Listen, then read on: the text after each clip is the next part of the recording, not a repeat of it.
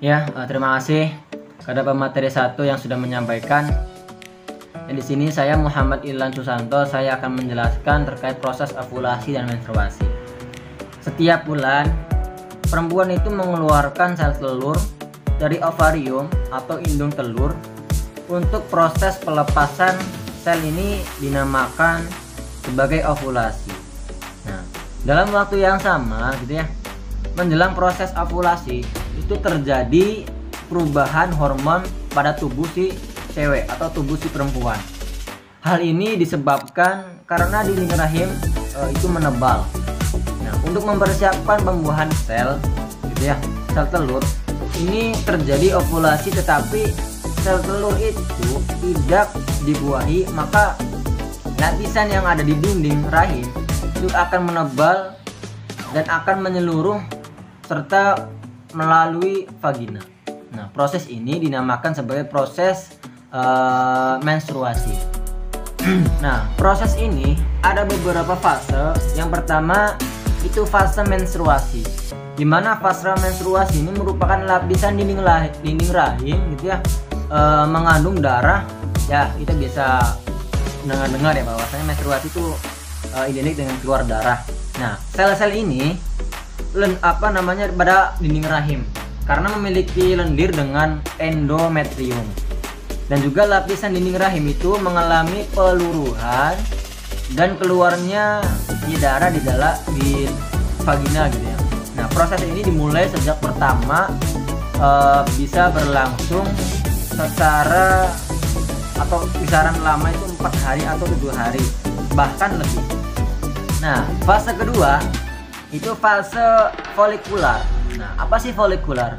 Folikular itu merupakan tahapan-tahapan yang terjadi pada dimulainya dari pertama, yaitu menstruasi, sampai memasuki fase ini atau fase ovulasi. Di tahapan ini, ovarium memproduksi folikel yang berisi sel ovum atau sel telur. Nah, sel ovum atau sel telur ini mengalami pertumbuhan folikel yang menyebabkan endometrium makin tebal. Ya, jadi fase ini terjadi pada kisaran hari 7 hari bahkan 28 hari. Itu kisaran mau mendekati 1 bulan.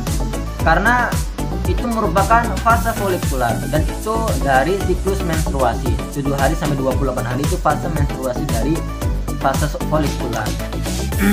Nah, di dalam fase yang ketiga yaitu fase ovulasi. Nah, tentu saja fase ovulasi itu merupakan fase yang diproduksi oleh ovarium dan dilepaskan untuk siap dibuahi. Nah, untuk siap dibuahi oleh sel spermanya laki-laki. Nah, sel telur ini telah matang, bukan setengah matang. Jadi ketika sel ovulasi itu sudah matang. Nah, bergerak menuju tuba Fallopi dan menempel pada dinding rahim. Nah, karena apa menempel pada dinding rahim? Karena fase ini fase yang sudah matang. Nah, dan bertahan selama 24 jam. Jika tidak dibuahi atau tidak dibuahi oleh sel spermanya laki-laki, maka dinding rahim ini akan terus meluruh. Namun jika dibuahi oleh sel sperma, maka insya Allah bisa terjadinya yaitu fase kehamilan ya, atau proses kehamilan. Nah, jadi seperti itu fase dari ovulasi. Dan yang terakhir itu fase luteal.